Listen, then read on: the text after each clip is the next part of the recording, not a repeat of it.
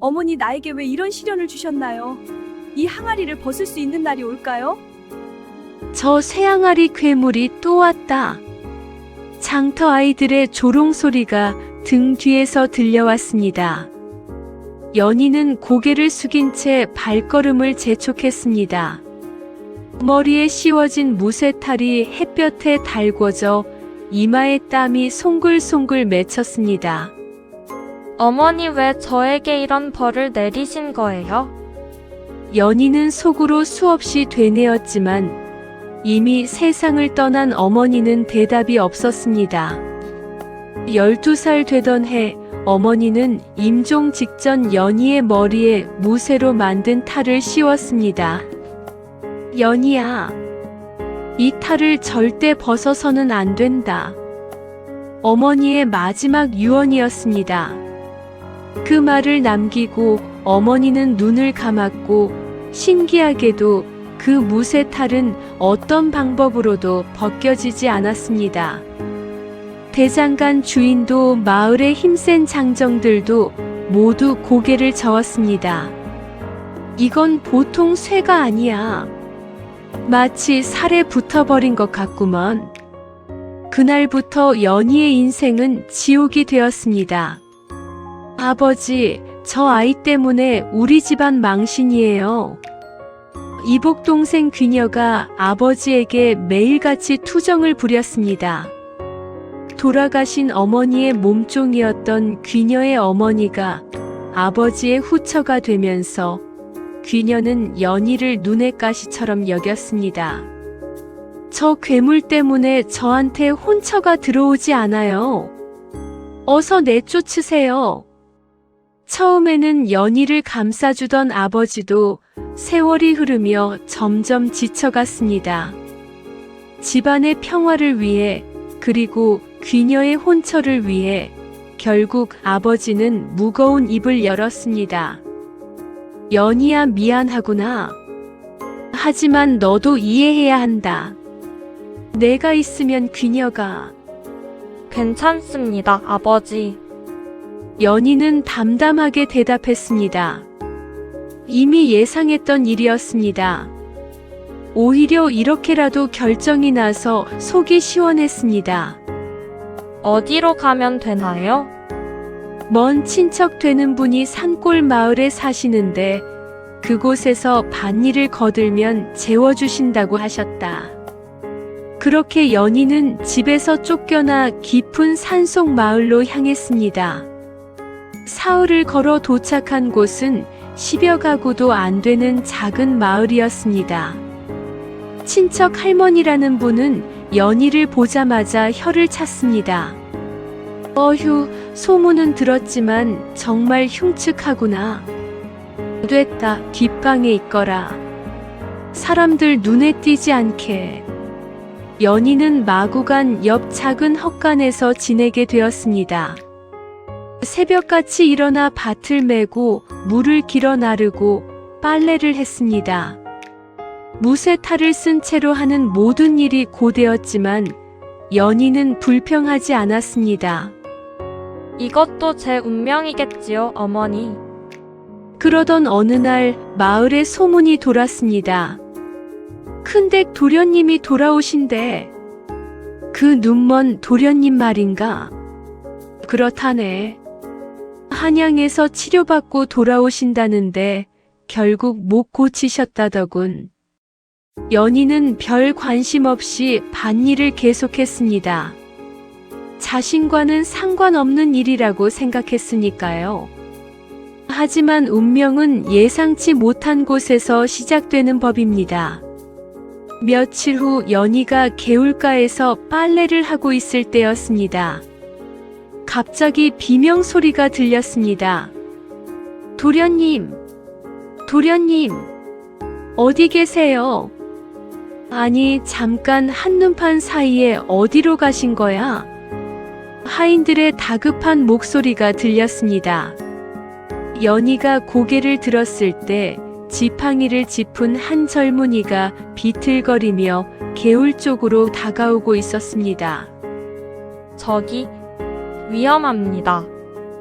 연희가 소리쳤지만 젊은이는 듣지 못한 채 계속 걸어왔습니다. 그 앞에는 깊은 웅덩이가 있었습니다. 연희는 재빨리 달려가 젊은이의 팔을 붙잡았습니다. 조심하세요. 앞에 물이 깊습니다. 젊은이가 멈춰 섰습니다. 그리고 천천히 연희가 있는 쪽으로 고개를 돌렸습니다. 고맙습니다. 소리가 나는 쪽으로 걸어왔는데 제가 앞을 볼 수가 없어서. 그의 눈은 감겨 있었습니다. 눈먼 도련님이었습니다. 괜찮으십니까? 다친 곳은 없으시고요. 덕분에 무사합니다. 그런데 도련님이 연희의 손을 잡은 채 고개를 갸우뚱했습니다. 목소리는 젊은 아가씨 같은데 머리에 무엇을 쓰고 계신 겁니까? 연희는 순간 얼어붙었습니다. 사람들은 항상 그녀의 얼굴을 보자마자 놀라거나 비명을 질렀으니까요. 저는 쇠항아리를 쓰고 있습니다. 쇠항아리요? 왜요? 벗을 수 없어서입니다. 도련님은 잠시 침묵했습니다. 그리고는 부드럽게 미소 지었습니다. 그것 참 불편하시겠습니다. 무겁지 않으세요? 연희는 깜짝 놀랐습니다. 흉측하다거나 괴물이라거나 징그럽다는 말 대신 불편하냐고 물어보는 사람은 처음이었습니다. 도련님! 하인들이 헐레벌떡 달려왔습니다. 도련님, 정말 죄송합니다. 잠깐 한눈을 판 사이에 괜찮네. 이 아가씨가 도와주셨어. 하인들이 연희를 보더니 화들짝 놀라며 뒤로 물러섰습니다. 저게 뭡니까? 조용히 하게. 은인에게 무례하지 말게. 도련님이 조용히 말했습니다. 아가씨, 성함이 어떻게 되시나요? 연이라고 합니다. 연희. 좋은 이름이시네요. 저는 준혁이라고 합니다. 다음에 또 뵐 수 있을까요? 연희는 대답하지 못했습니다. 생전 처음으로 누군가가 자신을 다시 만나고 싶다고 말했으니까요. 그날 이후 연희의 삶에 작은 변화가 찾아왔습니다. 연희 씨, 계십니까? 며칠 후 준혁 도련님이 하인을 시켜 연희를 찾았습니다. 도련님께서 개울가에서 도움을 주신 아가씨를 찾고 계십니다. 친척 할머니는 탐탁지 않은 얼굴로 연희를 내보냈습니다. 쓸데없는 소동 일으키지 말고 빨리 다녀와라.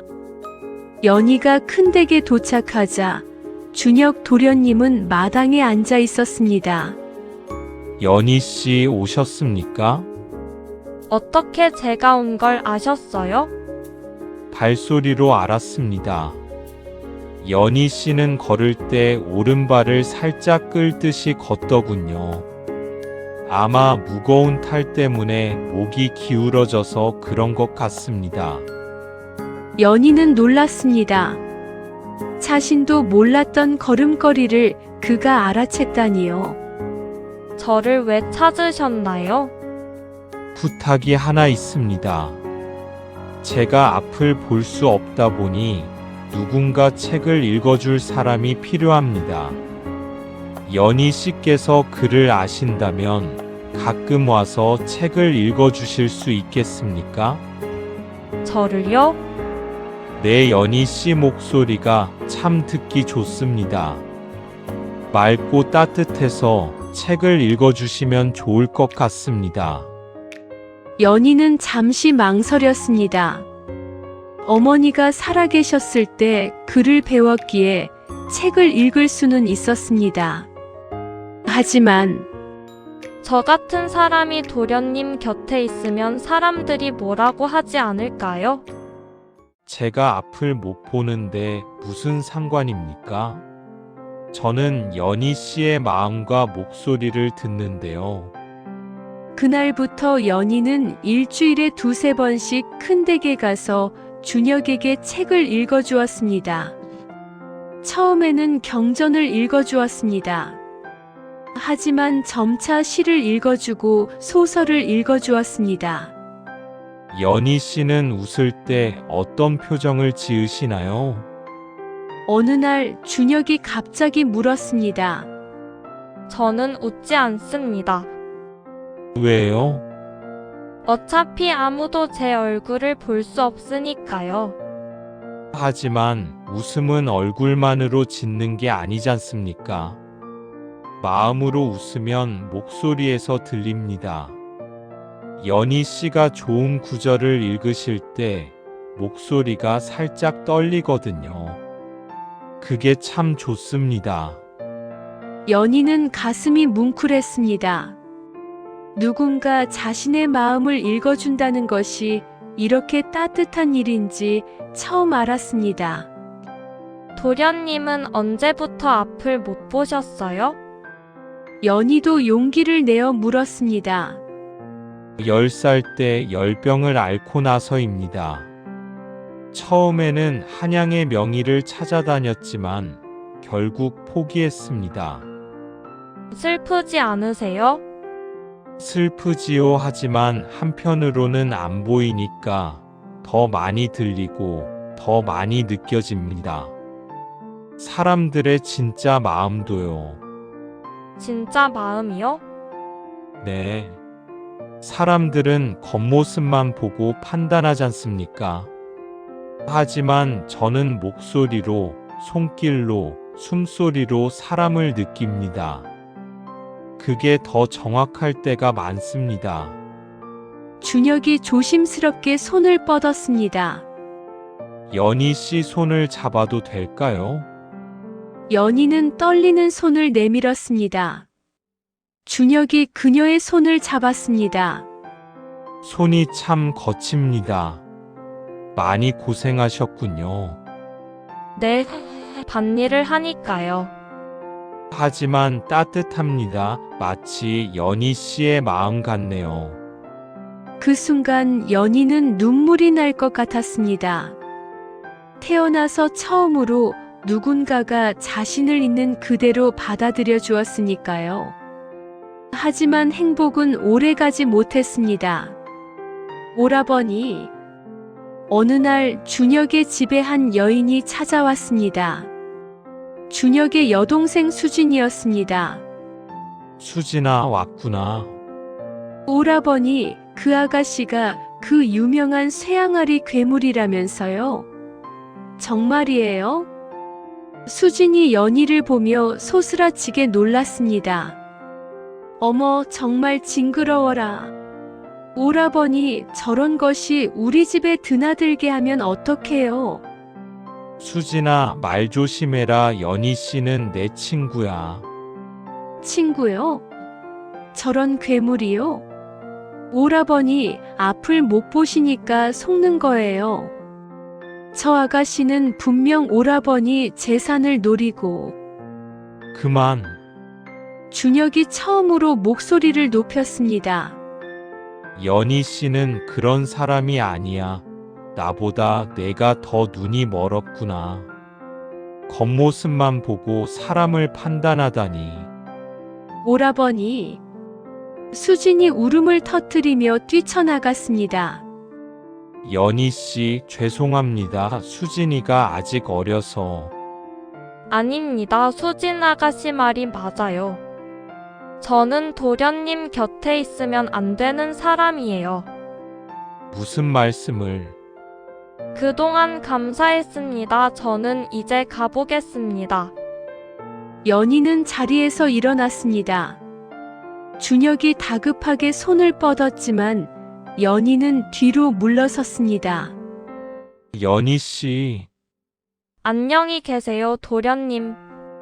연희는 돌아서서 걸어갔습니다. 뒤에서 준혁의 부르는 소리가 들렸지만 연희는 멈추지 않았습니다. 이게 맞아. 나 같은 사람이 도련님 곁에 있으면 도련님만 힘들어지실 거야. 하지만 가슴 한구석이 무너져 내리는 것 같았습니다.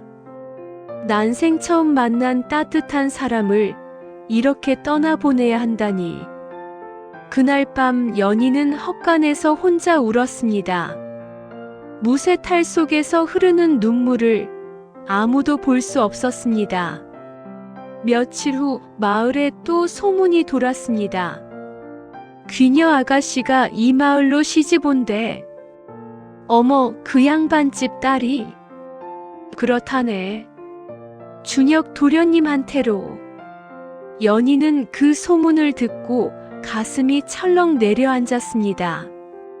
귀녀가 준혁 도련님과 혼인을 한다고? 잘 됐네. 눈먼 도련님한테 예쁜 아가씨가 시집 오면 집안의 경사지.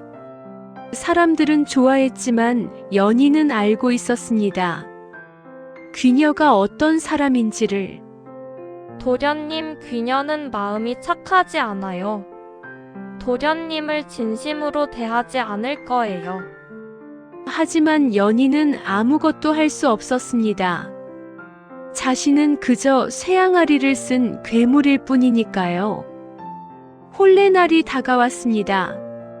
마을은 잔치 준비로 분주했습니다. 연희는 친척 할머니의 심부름으로 큰 댁에 떡을 가져다 주게 되었습니다.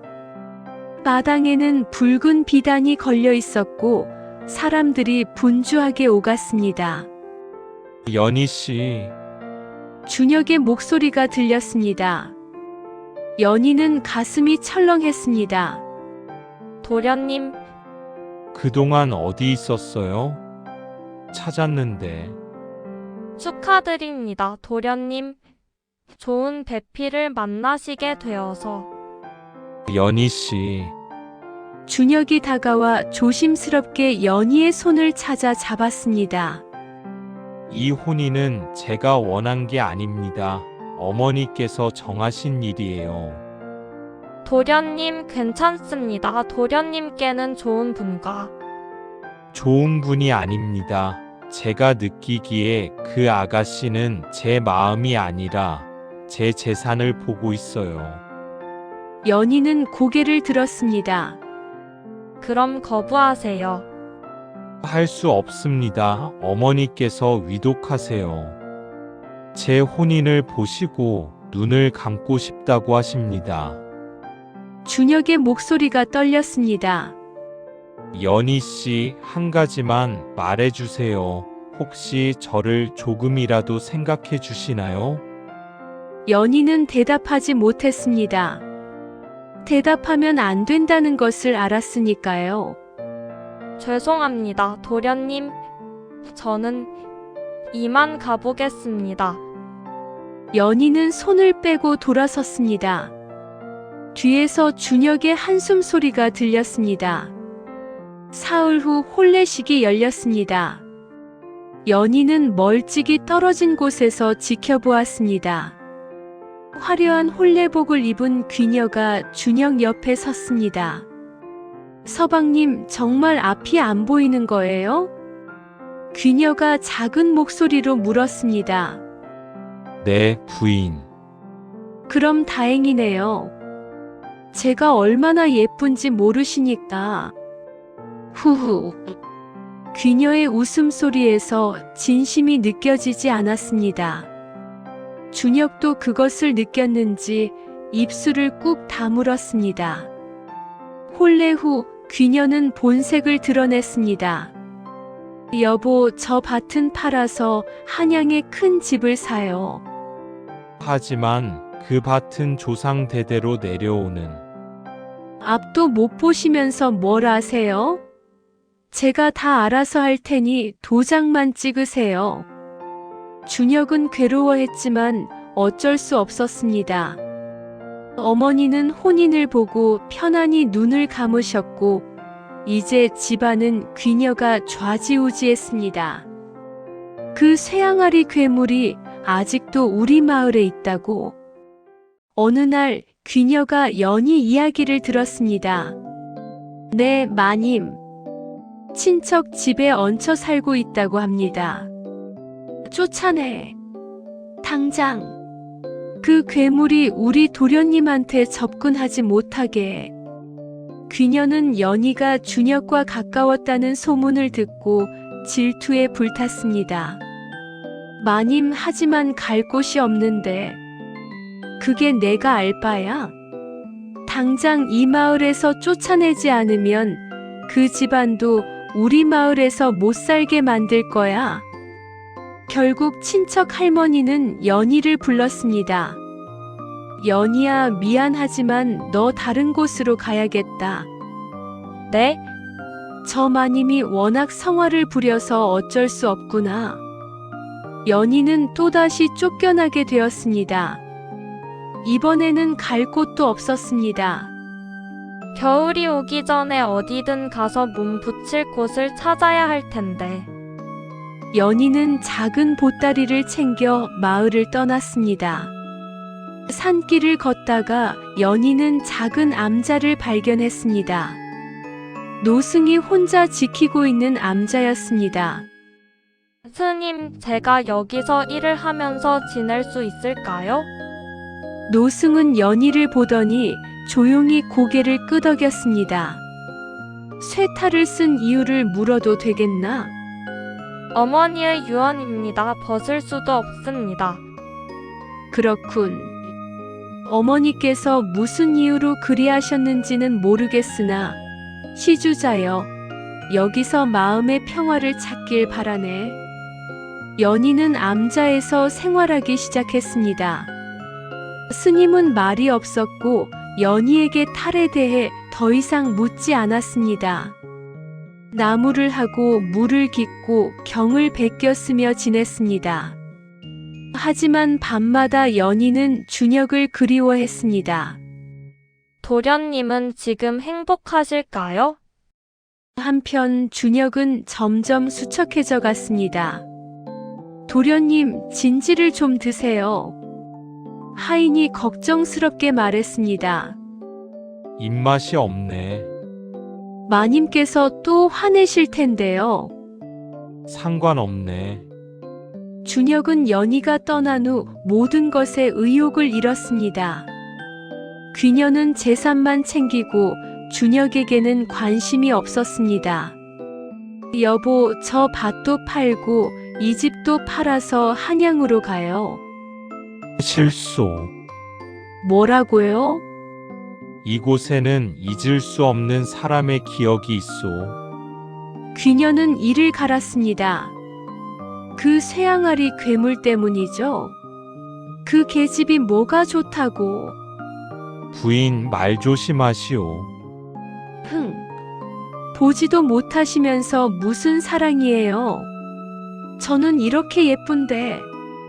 준혁은 대답하지 않았습니다.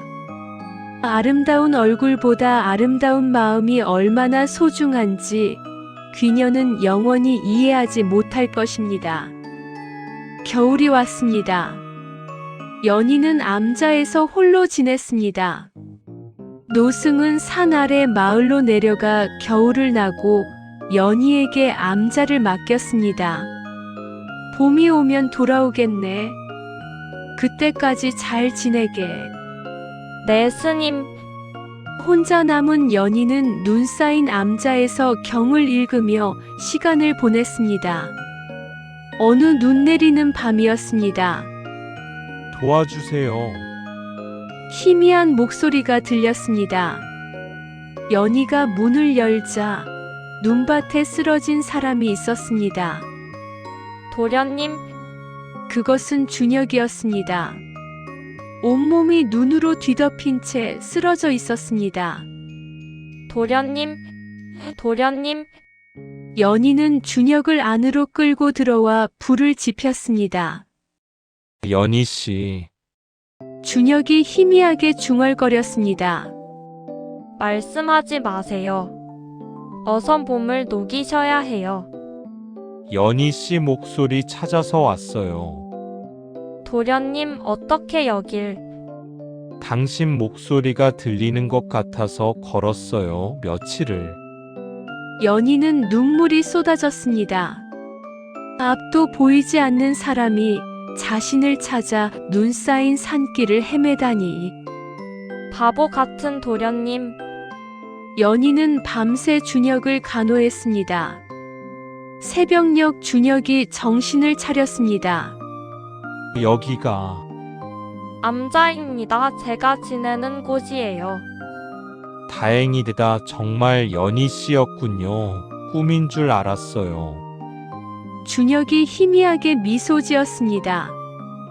도련님, 어떻게 저를 찾으신 거예요? 마을 사람들에게 물어가며 왔습니다.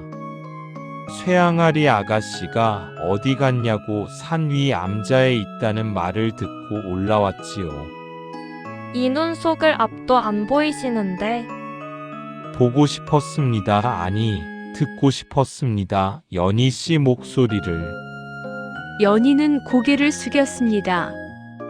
도련님, 저는 도련님과 함께 할 수 없는 사람이에요. 왜요? 이탈 때문에 사람들이 비웃고 손가락질하고 도련님께 누가 될 뿐이에요. 연희 씨, 준혁이 손을 뻗어 연희의 손을 찾았습니다. 제게는 당신이 어떻게 생겼는지가 중요하지 않습니다. 당신의 마음이 얼마나 따뜻한지, 목소리가 얼마나 아름다운지, 그것만으로 충분합니다. 하지만 제발 저를 혼자 두지 마세요. 당신 없이는 정말 아무것도 보이지 않습니다. 연희는 울음을 참을 수 없었습니다. 도련님, 저도 도련님을 그리워했어요. 두 사람은 그렇게 서로를 꼭 껴안았습니다. 하지만 행복은 오래가지 못했습니다. 며칠 후 귀녀가 하인들을 이끌고 암자를 찾아왔습니다. 여기 있었구나. 귀녀가 분노에 찬 목소리로 외쳤습니다. 집을 나간 지 닷새째. 온 마을이 난리가 났어요. 부인, 부인은 무슨? 당신 이 괴물한테 홀린 거예요? 정신 차려요. 귀녀가 연희에게 다가왔습니다. 당신 때문이야. 당신이 우리 도련님을 꼬신 거지. 아닙니다. 마님, 도련님께서. 닥쳐. 이 흉측한 괴물이. 귀녀가 손을 들어 연희를 밀쳤습니다.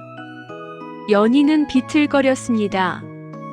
부인, 연희 씨에게 손대지 마시오. 준혁이 소리쳤습니다. 서방님은 가만히 계세요.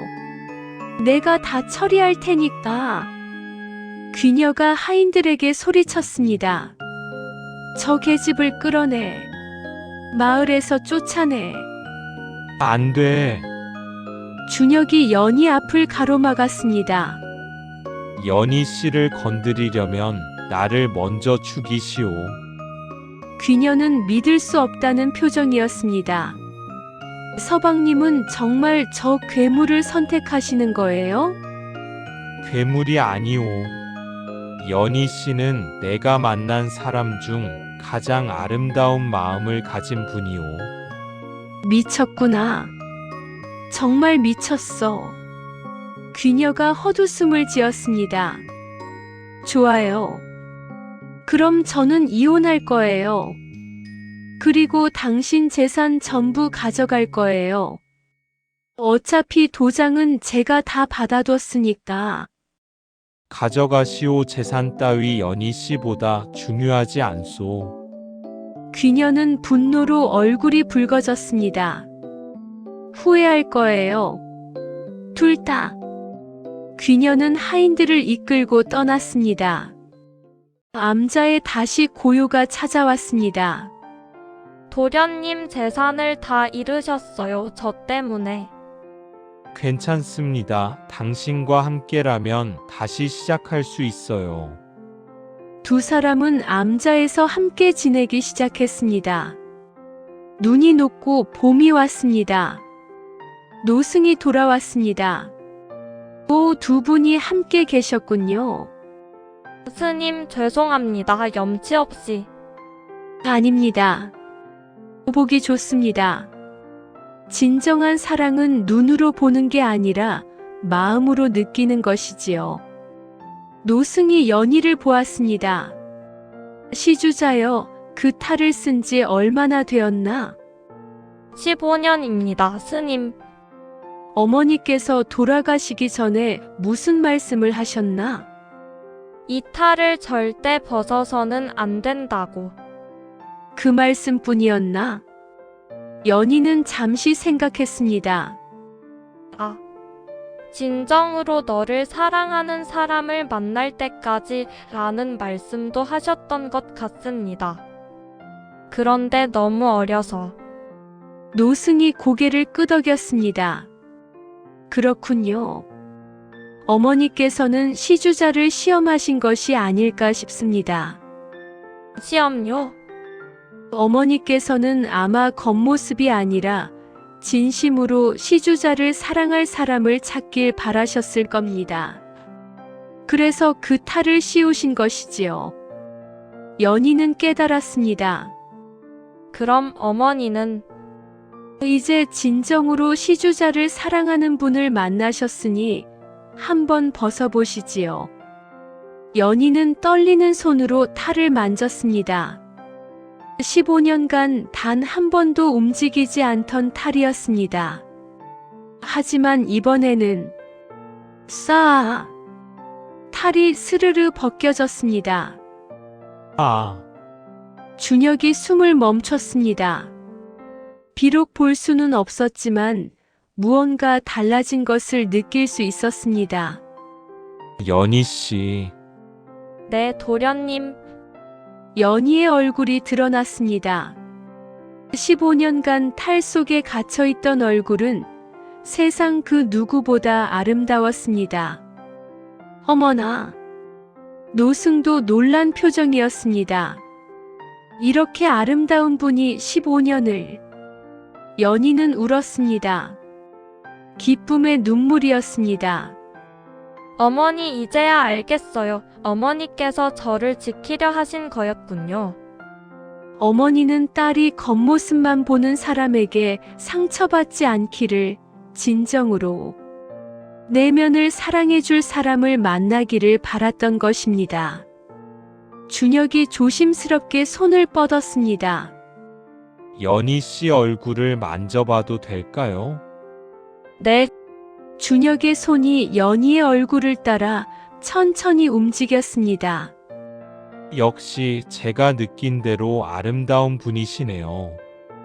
도련님은 어떻게? 제가 느낀 당신의 마음이 이렇게 아름다웠으니 얼굴도 틀림없이 아름다울 거라 믿었습니다. 두 사람은 그렇게 포옹했습니다. 소식은 빠르게 마을로 퍼졌습니다. 쇠항아리 아가씨의 탈이 벗겨졌대.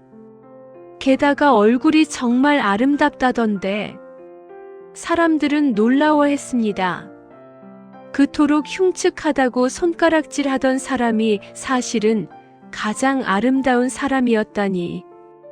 귀녀도 그 소식을 들었습니다. 뭐라고? 그게 정말이야? 네, 마님. 마을 사람들이 직접 봤다고 합니다. 귀녀는 이를 갈았습니다. 하지만 이미 이혼 서류에 도장을 찍은 후였습니다. 아름다우면 뭐해? 이미 재산은 다 내 거야. 하지만 귀녀의 기쁨도 잠시, 며칠 후 관가에서 사람이 왔습니다. 부인 부정한 방법으로 재산을 취득한 혐의로 조사를 받으셔야 하겠습니다. 뭐라고요? 도련님께서 앞을 못 보시는 것을 이용해 거짓 문서에 도장을 받으신 것이 확인되었습니다. 준혁의 하인이 양심 선언을 한 것이었습니다. 마님께서 도련님을 속이고 재산을 빼돌린 것을 더 이상 보고만 있을 수 없었습니다. 결국 귀녀는 모든 재산을 돌려주고 마을에서 쫓겨났습니다. 한편 연희와 준혁은 암자에서 소박하게 살았습니다. 연희 씨, 제가 비록 앞은 못 보지만 농사일은 도울 수 있습니다. 도련님 괜찮으세요? 손으로 더듬어가며 하면 됩니다. 걱정 마세요. 두 사람은 작은 밭을 일구며 살았습니다. 가난했지만 행복했습니다. 어느 날 마을에서 한 노인이 찾아왔습니다. 혹시 연희 아가씨 계십니까? 네, 저인데요. 아이고, 정말 아가씨셨군요. 저는 아가씨 어머님의 옛 친구입니다. 노인은 편지 한 통을 내밀었습니다. 어머님께서 돌아가시기 전에 제게 이것을 맡기셨습니다. 연희가 진정한 사랑을 만나 탈을 벗는 날 이 편지를 전해달라고 하시면서요. 연희는 떨리는 손으로 편지를 받았습니다. 사랑하는 내 딸 연희에게. 이 편지를 읽고 있다면 너는 이미 진정한 사랑을 만났겠구나. 엄마가 내 얼굴에 탈을 씌운 이유를 이제는 알겠지? 너는 태어날 때부터 너무나 아름다웠단다. 점쟁이가 말하길 내 아름다움이 화를 부를 것이라 했어. 겉모습만 보는 사람들이 너에게 접근해 상처를 주고 결국 불행해질 것이라고. 그래서 엄마는 결심했단다. 너를 시험하기로. 진정으로 내 마음을 사랑하는 사람을 만날 때까지 내 아름다움을 감추기로. 힘들었겠지, 내 딸. 많이 외롭고 슬펐겠지. 하지만 이제 너는 진정한 사람을 만났구나. 겉모습이 아니라 내 마음을 본 사람. 부디 행복하렴, 내 사랑하는 딸아. 엄마는 항상 하늘에서 너를 지켜보고 있단다. 연희는 눈물을 흘리며 편지를 읽었습니다.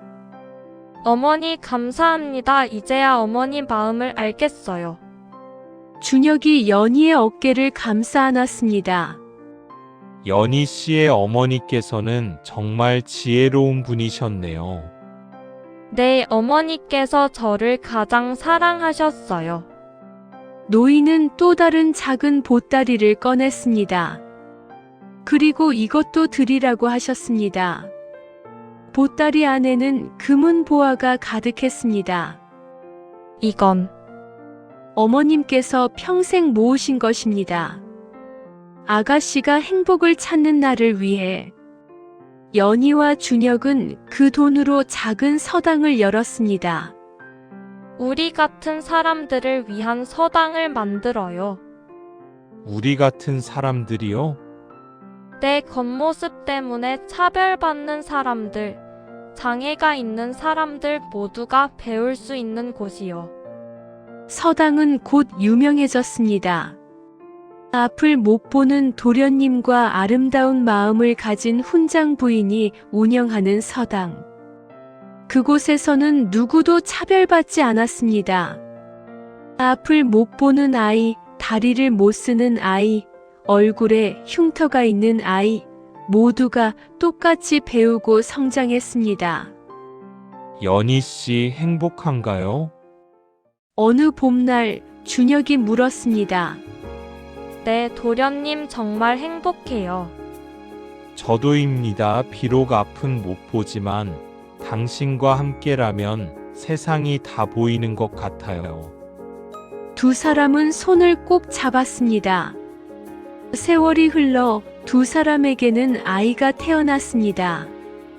도련님, 아이가 도련님 손을 잡았어요. 정말요? 어떻게 생겼나요? 도련님 닮아서 정말 잘생겼어요. 아니에요. 분명 엄마 닮아서 아름다울 거예요. 두 사람은 웃었습니다. 아이는 건강하게 자랐고 부모의 사랑을 듬뿍 받으며 컸습니다. 아버지, 왜 아버지는 앞을 못 보세요?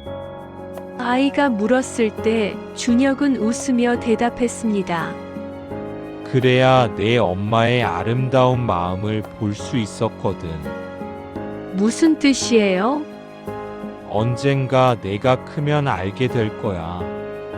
진짜 중요한 건 눈으로 보는 게 아니라 마음으로 느끼는 거라는 걸.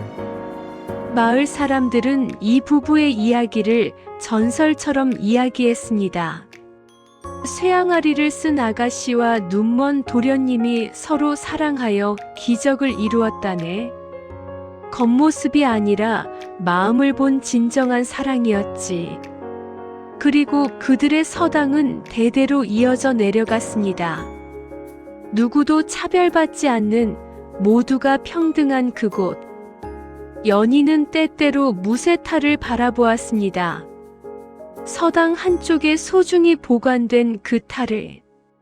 도련님, 이 탈 덕분에 도련님을 만났어요. 저도 감사합니다. 이 눈 덕분에 진짜 아름다움이 무엇인지 알게 되었으니까요. 두 사람은 나란히 앉아 석양을 바라보았습니다. 준혁은 볼 수 없었지만 연희가 곁에 있다는 것만으로 충분했습니다. 연희는 아름다웠지만 준혁의 사랑이 있기에 더욱 빛이 났습니다. 그렇게 두 사람은 평생을 함께 했습니다. 겉모습이 아닌 마음으로 사랑한 세상에서 가장 아름다운 부부로.